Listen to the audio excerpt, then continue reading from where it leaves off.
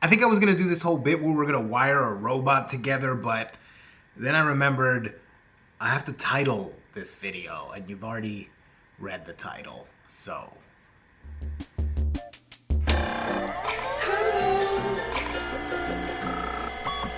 Okay, so today we're gonna be doing something a little bit different. This is something that I've been doing since I was a kid. And I randomly, in a frenzy of clearing stuff out, and I found my stash of wire. Look at all these different colors. I found myself, this one didn't fit on the, so this is probably the one we're gonna use today, because it didn't fit. So it's gonna get. Well, I tried to make that rhyme because I'm practicing for diss tracks. Never mind. Look, okay. I'm gonna make a wire bracelet today. It's really super simple, but actually really cool. I think, you know, even before I was a teenager, I would find this kind of wire. Don't ask me why. I was around open wire and stuff. People throw stuff away, okay? And maybe I was living in a trash can. Since then, I knew that anything having to do with telephone stuff, these are telephone wires. If you're looking for that, I don't know how you can get it to purchase it, but they're called Cat 3 wires. Or you can look up telephone wires or colorful telephone wire and see if you can find some somewhere. I'm sure you can, but this could be done with any kind of wire. If you just had like brass or copper or something like that, it would be kind of cool as well. As you see here, they're all kind of dashed. You know, they each have like 2 colors to them, and they mean stuff. I don't know what they mean, but they mean stuff. But once you start making the bracelet, it starts to make patterns, which is kind of cool, and I really like it. This is gonna be quick, simple, easy. I've already talked too much about this. I just wanted to show you what these look like. So they've got like a little eyelet here that you create, that one creates, that we will create together, and then just a little tail left there, so that you can close it off. Here's one in yellow. But you see, those are those patterns I was talking about. They kind of become really random and stuff. But let's see what this looks like. I didn't say anything to you, Alexa. You just ruined my video. Did I say anything that even never mind. And this is all you need. You need wire, you need something to cut it. I have a little wire cutter. You can do this with scissors. You don't need to get all fancy like I'm trying to get all fancy. You know what? I'm gonna, oh, it doesn't do a satisfying like or anything. That's anticlimactic. So I'm just gonna measure out my wrist. Okay, just the one. There we go. Oh, that one clicked. So the first thing we're gonna do is we're gonna create that little eyelet. As small as you want, just remember that the other side of it has to fit through it. So I like to do just a little loop, and this is gonna kind of start our bracelet. Boom, look, we've got our eyelet done. We're almost done. No, we're not. I always thought that these bracelets would break after a while. I've had these for a while, and I used to wear them like on a daily, years and years ago, and they never snapped on me.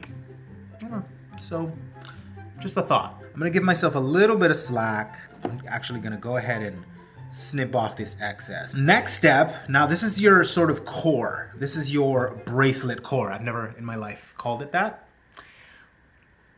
Am I trying to make it more like grandiose? This is my bracelet core. So we're gonna do a brown with black dash core. And we're gonna do a black with brown dash sort of thing. So it's gonna end up looking black. Cool, I'm into it. I remember people used to make these and they were loose and they were kind of overlapping over each other. They didn't really kind of do that, but I have always been a little stickler for like, what I do is I start from here, but it's hard to kind of like hold it down there and then start to twist it around. So what I do is I make another little like hook, right? And get it started this way. And this is gonna wanna move on you at first. Look, just go with it, move with it, flow with it. It'll be fine. It'll be just fine. Now, you see I've just sort of looped this long wire, and you don't want to cut this long wire into anything, because you don't know You don't know how much it's gonna take. I really can't measure it. It's just till you get to the end. So I've made another little like hook here, right? And that's because I kind of want to pinch it to the wire before I start to do anything kind of too permanent or whatever. We're gonna go around like this. It sort of helps if you have nails, a little bit of a nail. So, okay, if you see there, you see I'm just kind of trying to pinch it down, and then I'll come back with the pliers if need be, and try to, what I'm trying to do, let me explain to you what I'm trying to do here. What I'm trying to do is I'm trying to join those two, you see, so that my little coils are continuous and endless and forever.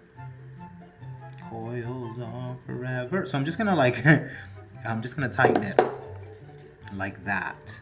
And okay, it's gonna take a little while, but now what you have is a little tab there. What you wanna do is really tightly start to wind this around and coil this around. And you can kind of get the idea from looking at the other ones. It's not too much more than this, but what I do want to show you is the beginning and end of this. Because if you start right, you're going to end right, and if you this is a quotable right here. This is a quotable. If you start right, oh hold on. Let's get epic. Give me some epic music. Give me some epic music.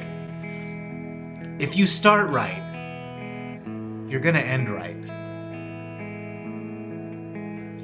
Billi Maddox, 2019. So you see this coil is already forming. What I'm trying to do is trying to get this tight as possible. And look, you're not gonna really notice it. This is my neuroses here. That I want these two ends to be touching. I want them to be friends. This piece right here is gonna move on you for a while because it hasn't sort of gotten any traction yet. So you kind of have to like pinch it a little bit and wind it, and eventually you're gonna feel that it's just going on its own. So here we go. I'm starting to feel it. Can you feel it? Hey, I'm kind of into this black and brown. You just want to make sure it's really, really tight. Trust me, once this starts to get traction on the core, you'll be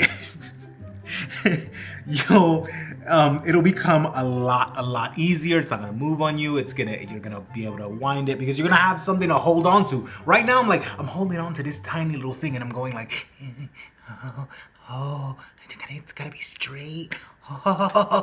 And it's difficult. But after a while, it'll sort of hold on because there's enough of it coiled around and you'll be just fine.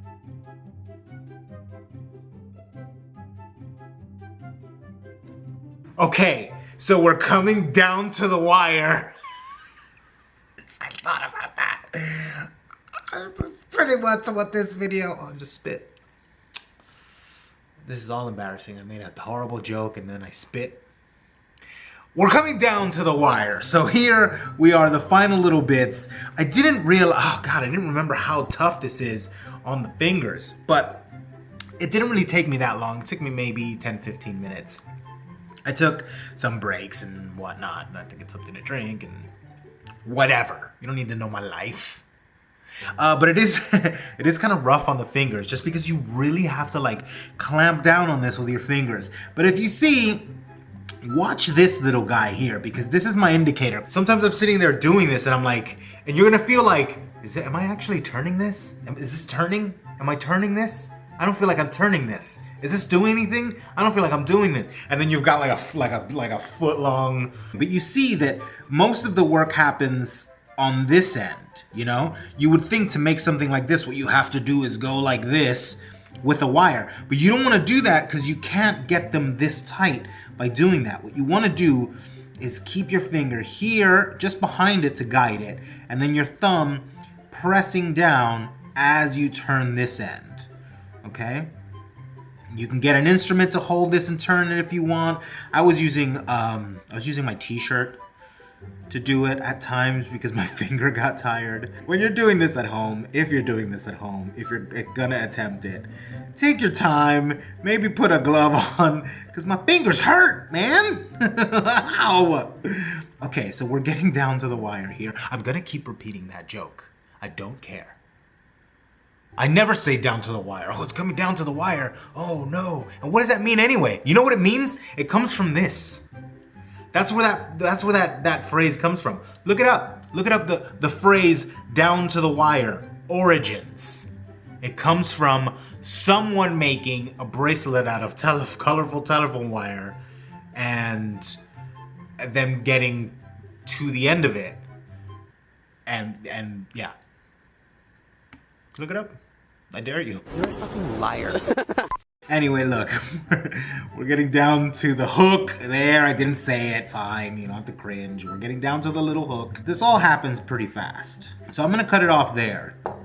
And literally, not gonna I'm gonna cut it off there. So now, just to sort of end this off, what we wanna do is, similar to what we did at the beginning, you just kinda wanna press that down as good as you can. What you don't want is like stingy little wire bits. You go here and then you kind of have to do like a circus move. And there we go. There you have it. And that just stays like that because that's how you're gonna take it off. You know?